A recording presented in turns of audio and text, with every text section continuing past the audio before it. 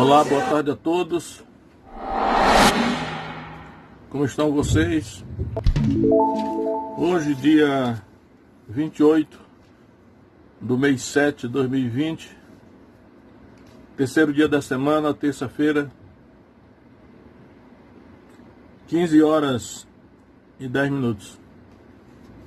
Então vamos refletir um pouco aqui sobre Isaías 55 e vamos refletir um pouco sobre alguns versículos aqui, né? Palavra de Deus. Isaías 55, 6 diz assim: buscai ao Senhor enquanto se pode achar, invocai-o enquanto está perto. Buscar ao Senhor enquanto se pode achar, invocar enquanto está perto. Eu ouvindo hoje o testemunho de uma certa pessoa, que era desviada, e ela termina o seu testemunho dizendo assim: eu saí de Cristo e eu sempre vou poder voltar para lá. Aí eu pensei assim: será que essa pessoa sempre vai poder voltar para lá? E aí eu fiquei pensando que nem sempre, né? A pessoa sai de Cristo e vai para o mundo, atraída pela algumas coisas, seduzida. E aí ela pensa assim: na hora que eu quiser, eu retorno para Cristo. E não é assim, né? Deus não pode ser feito de tolo. De Deus não se zomba, né? Nós não podemos voltar para Deus quando nós quisermos, porque Deus controla tudo, até essas coisas, né? Então nós temos que voltar para Deus, ou ir para Deus, ou para Jesus, na hora que Ele nos chama. Nesse caso aqui o profeta está dizendo: buscai ao Senhor enquanto se pode achar, invocai enquanto está perto. Então, a época que Deus está disponível, que nós chamamos a época da graça, é um tempo oportuno que deve ser aproveitado por todo ser humano que toma conhecimento disso. Porque vai chegar um tempo que não se poderá achá-lo, ainda que o busquemos, né? Ainda que ele seja buscado, ele não poderá ser achado. E vai chegar um tempo em que ele não estará perto, como agora ele está perto, né? Perto está o Senhor. Época da graça, mas vai chegar uma época que ele não estará perto. Buscar o Senhor enquanto se pode achar, invocar-o enquanto está perto. Isso não está no controle humano, né? Não está no controle de homens, está no controle de Deus. Então, a nossa responsabilidade, a nossa oportunidade é buscar a Deus enquanto Ele está disponível, enquanto Ele está acessível. Paulo diz assim: eis aqui agora o tempo oportuno, eis aqui agora o dia da salvação. Ele está citando o Antigo Testamento que existe um tempo oportuno e existe um dia da salvação. É nesse dia que nós devemos buscar a Deus. Ou seja, se hoje ouvirdes a sua voz, não endureçais os vossos corações como na provocação, no deserto. Então, se hoje ouvirmos a sua voz, devemos atendê-la, porque pode chegar o tempo e nós queiramos ouvir a voz dele e não a ouviremos, né? O controle está na mão de Deus. Ele abre a oportunidade quando ele quer. Então lembro que há muitos anos eu estava em um hospital evangelizando. E aí há muitos anos, né, eu ainda era bem jovem. E de repente eu percebi uma senhora já idosa, deitada numa cama do hospital. Aí quando eu olhei para aquela senhora, eu a reconheci. Eu digo: essa senhora é aquela que eu conheci há muitos anos, né? Eu criança ainda. E ela tinha, na época ela tinha a fama de ser macumbeira, né? Mexia com artes ocultas, né? Na sua ignorância. Aí eu cheguei para ela e digo: dona, acho que era Francisca o nome dela. Eu digo: dona Francisca, ou era dona Esther, a senhora quer aceitar Jesus como seu Salvador? Ela falou assim: eu não posso, eu tenho outros compromissos. E eu insisti com ela, digo: mas que compromissos são esses que a senhora tem? Que a senhora não pode aceitar Jesus? Eu disse: eu não posso, eu tenho outros compromissos. Então percebi que ela havia feito um acordo, uma aliança, né, com os espíritos, com os anjos caídos, e agora, naturalmente, com Satanás, né, ela estava vendo que ela estava partindo, ela estava morrendo, como de fato eu acredito que ela morreu ali, em poucos dias, mas ela tinha medo das ameaças, né, que recebeu lá, que se ela quebrasse a aliança, alguma coisa lhe aconteceria. Naturalmente, Satanás faz isso para enganar as pessoas, né? Então, acho esse versículo aqui: buscai ao Senhor enquanto se pode achar, invocai-o enquanto está perto. É um lembrete, né, da nossa oportunidade, da nossa responsabilidade de aproveitar a época da graça, o tempo em que Deus está disponível, em que Ele está acessível, que nós estamos ouvindo a sua chamada, e não pensarmos assim, não, na hora que eu quiser eu vou para Ele, e não é verdade, né? Também eu lembro de um outro jovem, há muitos anos também, que eu soube, o jovem tinha aproximadamente uns 14 anos, está envolvido na ilegalidade, na criminalidade, e aí alguém o evangelizou, e ele falou assim: realmente eu vou para Jesus, mas eu ainda sou muito jovem, eu vou primeiro curtir a vida, né? Vou me divertir um pouco, e aí quando eu estiver mais velho eu aceito Jesus. Dentro de alguns dias ele foi assassinado. Então, essas coisas nós só podemos entender que há uma cegueira espiritual, né? O Deus deste século cegou o entendimento dos incrédulos. E nós devemos atentar para a palavra de Deus, que se você está ouvindo agora a chamada de Deus, né, se está sabendo, está entendendo isso agora, aproveite a oportunidade, né? Porque vai chegar uma hora que você não vai ouvir, vai chegar uma hora que ele não estará disponível, não estará perto, não poderá ser achado ainda que procurado. Mas eu vou prosseguir aqui em Isaías, mostrando que isso que o profeta falou, eu creio que ele vai ampliar mais essa palavra na sequência. Então ele diz assim: deixe o ímpio o seu caminho, o homem maligno os seus pensamentos, e se converta ao Senhor, que se compadecerá dele. Torne para o nosso Deus, porque é grandioso em perdoar. Ou seja, quando o profeta faz esse convite, né, para buscar Deus enquanto se pode achar, invocá-lo enquanto está perto, mas ele também vai dizer assim: não venha de qualquer maneira, né? Ele está lhe chamando, mas tipo aquele negócio assim: venha como está, né? Durante muito tempo a gente falou: olha, venha como está. Tem até um hino, acho que é do cantor cristão, que diz isso, né? Venha como está.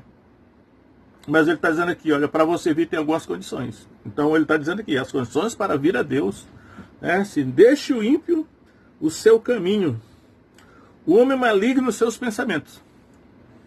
Veja que aqui fala de caminhos, né? Deixe o ímpio o seu caminho, o homem maligno os seus pensamentos. Porque os pensamentos que estão na mente do homem ou da mulher, eles acabam se transformando em caminhos. Caminhos é a conduta, caminhos são as ações, o comportamento, né?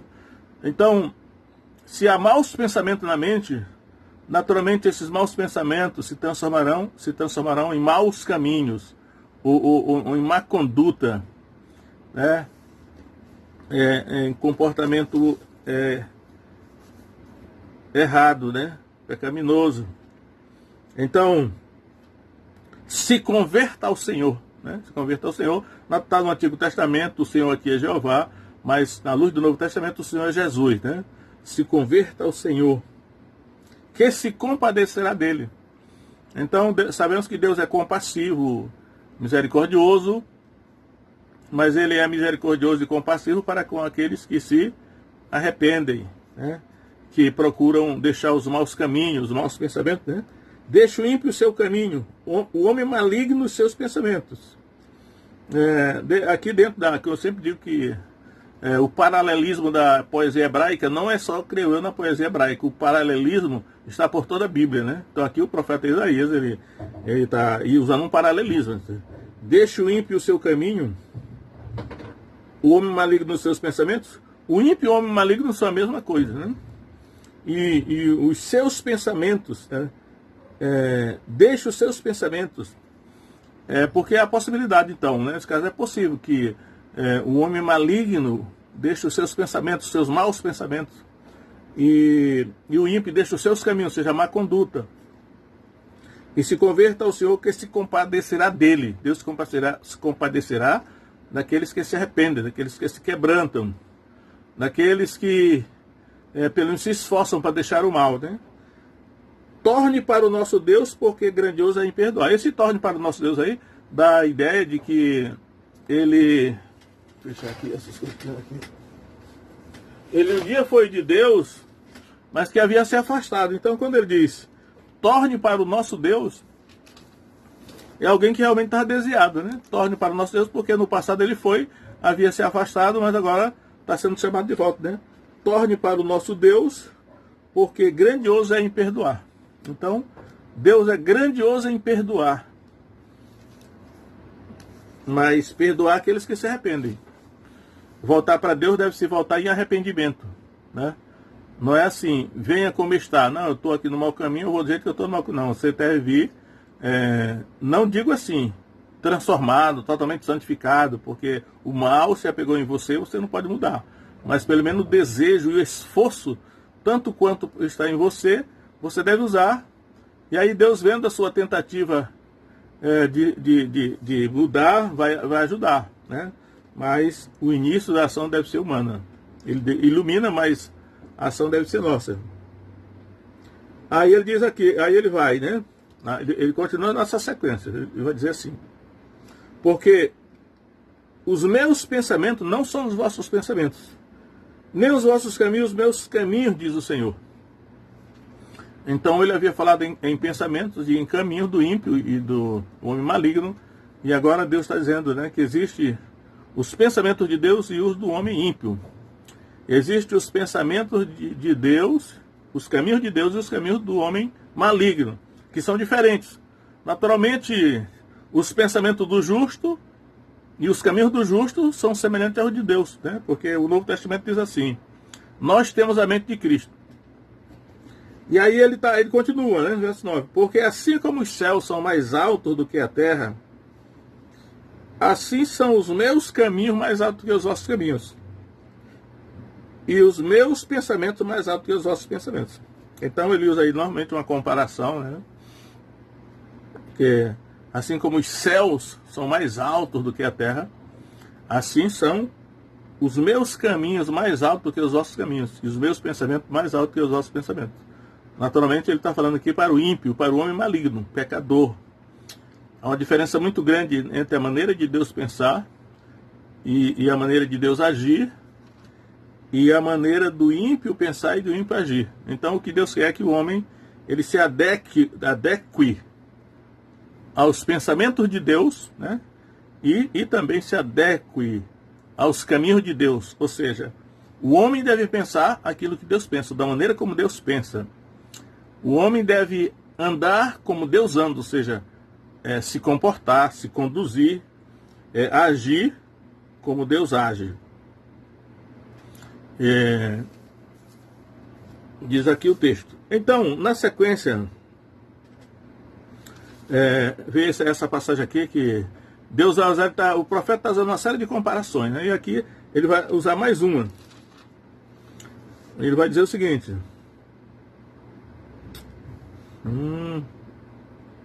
mas vosso pensamento, né? Não, verso 10 agora. Porque assim como desce a chuva e a neve dos céus, e para lá não tornam. Vamos lá. Assim como desce a chuva e a neve dos céus, e para lá não tornam. Então, ele está usando aqui uma ilustração do mundo natural, né? O mundo natural, naturalmente, é cheio de ensinamentos a respeito do mundo espiritual. Ou seja, as leis naturais, elas são semelhantes às leis espirituais. Como as leis espirituais são mais difíceis de serem vistas, então o profeta lança a mão para dizer que é Deus, né? De uma ilustração do mundo natural. Diz: olha, a chuva e a neve, pelo menos naquela região lá, onde a Bíblia foi escrita, são bem conhecidas. Então ele diz assim: olha, a chuva desce do céu e a neve também. Assim como desce a chuva e a neve dos céus, e para lá não tornam. Então elas não tornam para lá. Pelo menos não tornam, nós não as vemos tornar, né? Pode ser até que hoje elas tornam em forma de vapor, coisa semelhante, mas assim, visivelmente mesmo, nós vemos a chuva cair, a neve cair também, pelo menos ele lá, a neve, né? Assim, e aí o que é que tem? Eles regam a terra. A chuva e a neve regam a terra. Elas umedecem a terra, tornam a terra apropriada para o cultivo. Aí diz aqui, e a fazem produzir, né? A terra produz o seu fruto, produz o alimento para o ser humano sobreviver, se alimentar, viver, né? Como Deus, ele criou um jardim lá no Éden para colocar o homem, e aí ele encheu o jardim de árvores frutíferas, árvore boa para se comer, né? Então Deus sabe que nós precisamos de alimento. E a maneira como Deus provê alimento para o ser humano é a terra que ele criou, e ele derramando chuva e neve sobre a terra para que a água umedeça a terra e a torne apropriada para o plantio, para produzir alimento. Esse é o método natural de Deus, né? Bem faríamos se nós copiássemos esse método de Deus aí. Hoje nós estamos numa civilização altamente sofisticada que substituiu os meios naturais de produzir alimento por meios artificiais, né? E aí nós somos, de certa maneira, induzidos, obrigados a adotar uma alimentação completamente artificial, né? Que visa mais o lucro. E dizem até que, eu acredito que é verdade mesmo, que um dos motivos da saúde humana estar tão frágil é a alimentação que é ingerida, né? A alimentação que é produzida industrialmente e tantas coisas, né? E que pessoas mal intencionadas assumiram o controle da indústria alimentícia mundial. E aí nós somos obrigados a ingerir alimentos que não são apropriados, né, para a saúde humana. Mas o método de Deus é esse que ele está descrevendo aqui. Aí ele vai dizer, fazem a terra produzir a chuva, ele diz, e brotar, né? Brotar porque a semente brota, mas alguém semeou, alguém vai semear, a semente vai brotar. Vai dizer assim, dá semente ao semeador. Então ele já está dizendo aqui, só vai ter semente quem semeia. Então o semeador existe, o semeador é o ser humano, o semeador, ele planta a sua semente, e um dos objetivos dele plantar a sua semente é ele colher mais sementes. Sabemos que uma semente que é plantada, ela deve se reproduzir em milhares de sementes. E aí, eu lembro que o conselho de José durante aquela fome no Egito foi que os egípcios e os cananeus, eles deveriam usar 40% da semente que ele dava para plantar, 40% da semente para comer, parece que era para comer, se eu me lembro bem, era para comer, né? Para ele se alimentar, não ia comer a semente toda, mas tinha que plantar. E 20% era para o imposto de Faraó. Eu acho que ali é uma dica de como devemos administrar a nossa semente, né? Mas tudo isso aqui que ele está falando é no sentido das leis naturais, né? E pão ao que come.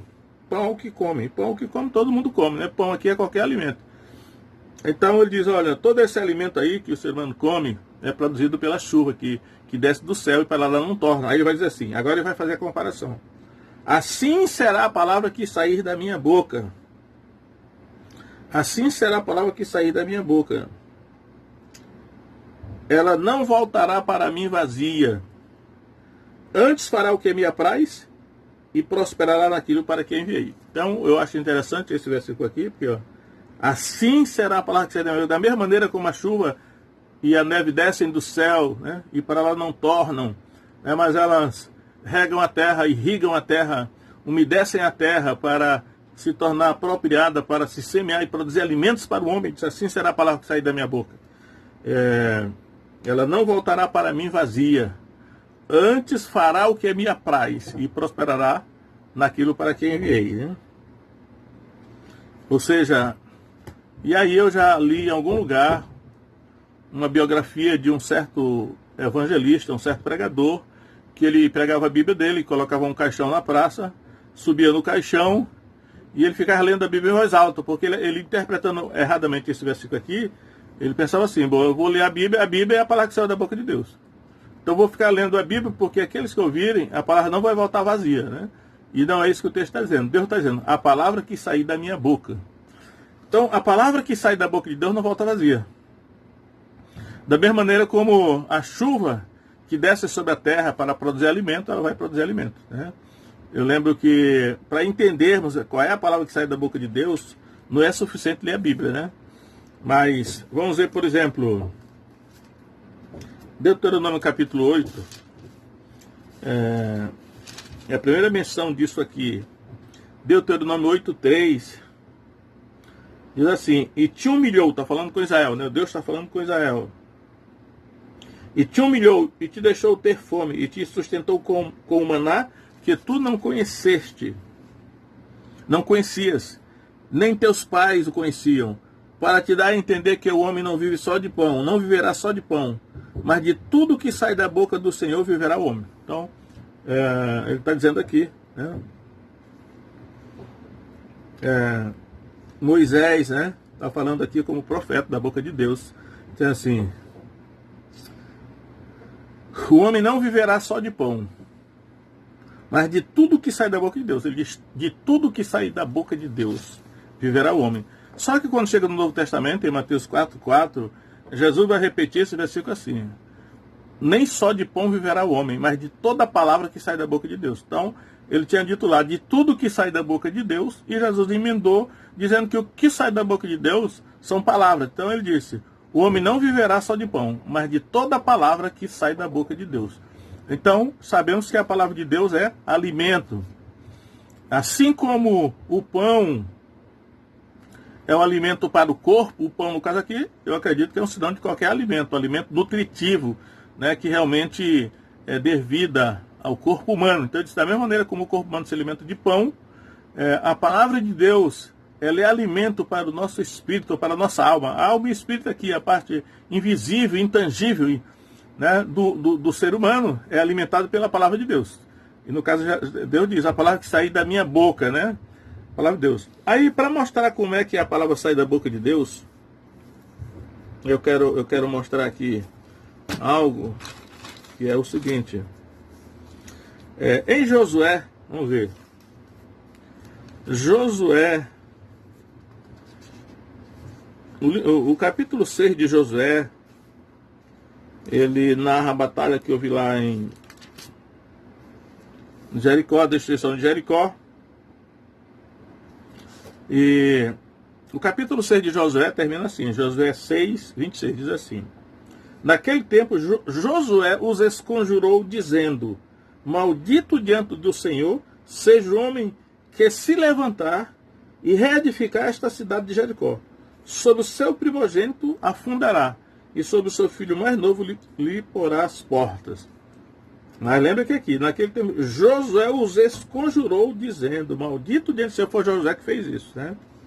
Mas quando nós vamos chegando lá um pouco mais na frente na Bíblia, primeiro livro de Reis, capítulo 16, primeiro livro de Reis, capítulo 16, ele vai dizer o seguinte, falando de Acabe, do rei Acabe, então vai dizer assim, 16:34, primeiro livro de Reis 16:34, diz assim, em seus dias, Riel Betelita, ou seja, de Betel, edificou a Jericó, morrendo Abirão, seu primogênito, afundou, e morrendo Segube, seu último, pôs as suas portas. Aí vem, conforme a palavra do Senhor que falara pelo ministério de Josué, filho de Num. Então, lá no livro de Josué diz que foi Josué que falou. Josué os esconjurou dizendo, maldito homem que ia edificar, ou reedificar Jericó. E aqui no primeiro livro de Reis, repetindo o mesmo texto, ele vai dizer que essa palavra, conforme a palavra do Senhor, que ele falara pelo ministério de Josué, filho de Num. Então, essa palavra saiu da boca de Deus, né? Porque Josué falou, um homem falou, porém, na verdade, Deus se estava falando pela boca dele, né? E aí essa palavra se cumpriu, porque saiu da boca de Deus. Antes de sair da boca do homem, saiu da boca de Deus. Ou seja, Deus falou pela boca de um homem. E essa palavra saiu da boca de Deus, não saiu só da boca humana. Então a palavra que sai só da boca do homem não se cumprirá. mas a palavra que sair da boca do homem, mas também da boca de Deus, e aí isso é invisível, né? A palavra que o homem falar. O livro de Atos começa assim: a palavra que o Espírito Santo falou pela boca de Davi. Então Deus fala por meio de homens, mas nem sempre nós sabemos quando é que Deus está falando. Mas é perigoso porque às vezes nós pensamos que é o homem que está falando e Deus pode estar falando por meio dele. O certo é que se for o homem que estiver falando só mesmo, não vai se cumprir. Mas se Deus estiver falando pela boca do homem, isso vai se cumprir. No capítulo seguinte do primeiro livro de Reis, tem um outro exemplo disso, que é o seguinte. Ó. Veja só. Primeiro livro de Reis, capítulo 17, no verso 14, Elias ele vai à casa daquela viúva, né? Sarepta de Sidom. Então ele diz assim, primeiro livro de Reis 17, 14: porque assim diz o Senhor Deus de Israel: a farinha da panela não se acabará, e o azeite da botija não faltará, até o dia em que o Senhor dê chuva sobre a terra. Aqui, pelo menos, o profeta Elias, ele usou a fórmula profética. Assim diz o Senhor, né? Ou assim disse Yahvé. Aí ele diz aqui, então já estava anunciando que era Deus, ele estava profetizando, né? Ou seja, que Deus estava falando pela boca dele. Então, ele era profeta, isso aí. E ela foi e fez conforme a palavra de Elias. Então comeu ela, ele e a sua casa muitos dias. Da panela a farinha não se acabou, e da botija o azeite não faltou, conforme a palavra do Senhor que ele falara pelo ministério de Elias. Então, é interessante que quando fala, conforme a palavra do Senhor que falara pelo ministério de Josué, o filho de Num, Deus falou pelo ministério de Josué, filho de Num, ou seja, pela boca de Josué. E aqui está dizendo que Deus falou pelo ministério de Elias, conforme a palavra do Senhor que ele falara pelo ministério de Elias. Então, Deus fala pelo ministério de homens ou de mulheres, né? Isso aí é profeta. Ou seja, a palavra está saindo da boca do homem, mas na verdade é Deus que está falando por meio dele. E nós temos só que ter discernimento para saber qual foi a palavra que está saindo da boca de Deus, né? E é o ministério profético aqui. É interessante que na sequência do capítulo 17 de Reis, do primeiro livro de Reis, o filho dessa viúva morre. E aí, quando Elias ressuscita o filho da viúva, ela diz assim, primeiro livro de Reis 17 e 24, o último versículo, diz assim: então a mulher disse a Elias: nisto conheço agora que tu és homem de Deus. Olha o que ela está dizendo. Nisto, o fato dele ter ressuscitado o filho dela, conheço agora. Agora significa que todo o tempo que Elias passou na casa dela hospedado, e que o milagre da multiplicação do azeite e da farinha acontecia, diante desse milagre diário, que todo dia ela via o azeite aumentar na botija e a farinha aumentar na panela e não se acabar, diante desse milagre diário, mesmo assim ela não acreditava que Elias fosse homem de Deus. Homem de Deus aqui é um sinônimo de profeta, né? Homem de Deus é sinônimo de profeta no Antigo Testamento e no Novo também. A expressão homem de Deus significa profeta. Ou seja, essa viúva de Sarepta de Sidom, fenícia, parece a mulher sírio-fenícia do Novo Testamento, ela era tão incrédula que mesmo diante daquele milagre diário, ela não acreditava que Elias fosse profeta, ou seja, homem de Deus. Imagina os maus pensamentos que ela tinha a respeito de Elias, né? Dizendo assim, esse homem aí, talvez já idoso Elias, né? Esse velho veio aqui se hospedar na minha casa, come todo dia da minha comida e do meu filho, e fica aí sem fazer nada. Então, e Deus estava falando com ela por meio do milagre, multiplicando o azeite da botija e a farinha da panela. Mesmo assim, ela não acreditava. Aí, somente quando bateu o desespero, que o filho dela morreu, né? E então, o Elias ressuscita o filho dela, aí é que ela diz: nisto conheço agora que és homem de Deus. Agora, neste momento, a partir de agora que você ressuscitou meu filho, agora eu sei que você é profeta mesmo. Aí ela diz assim: e que a palavra do Senhor na tua boca é verdade. Que a palavra do Senhor na tua boca é verdade. Então, aqui fala a palavra do Senhor na tua boca. É a palavra do Senhor na boca de Elias. É verdade. Ou seja, que a palavra que saiu da boca de Elias, era, na verdade, ela estava saindo também da boca de Deus, né? Porque mesmo o profeta tendo usado a fórmula profética, anteriormente ele disse: porque assim diz o Senhor, Deus de Israel, a farinha da panela não se acabará, e o azeite da botija não faltará, até o dia em que o Senhor der chuva sobre a terra. Então, creio eu que Deus não queria, de alguma maneira, causar sofrimento a essa mulher viúva. Na verdade, Deus tinha interesse era em salvá-la, porque mandou o profeta lá. Mas a incredulidade dessa mulher era tão grande, né? E aí nós podemos até contrastar a incredulidade dessa mulher fenícia, né? Ela era de Tiro, né? Sarepta de Sidom. Ela era de Tiro e Sidom são cidades fenícias. Então, Sarepta de Sidom, ela era de Sidom, portanto era fenícia. Não era judia. E aí nós podemos contrastar a incredulidade dessa mulher fenícia com a fé de uma outra mulher fenícia no Novo Testamento, que é aquela mulher cirofenícia, né? Grega, era a mulher cananeia, grega, cirofenícia de nação. Então, aquela mulher é o contraponto, aquela do Novo Testamento. Jesus admirou-se daquela mulher e disse: só mulher, grande é a tua fé, seja feita assim como tu creste. E desde aquela hora sua filha ficou sã. E aqui no caso, interessante que lá na mulher cirofenícia do Novo Testamento, ela foi em busca de ajuda para a filha dela, que estava horrivelmente endemoniada, né? Miseravelmente endemoniada. Essa é uma das traduções. E essa mulher aqui, ela está aflita porque o filho dela, né, morreu. E aí, depois de toda essa incredulidade, naturalmente Deus queria salvar essa mulher, e Deus já tinha feito o milagre da multiplicação do azeite e da farinha durante muitos dias, né? Salvou-a de morrer de fome, ela e o filho, e Deus poderia tê-la abandonado diante da sua incredulidade, né?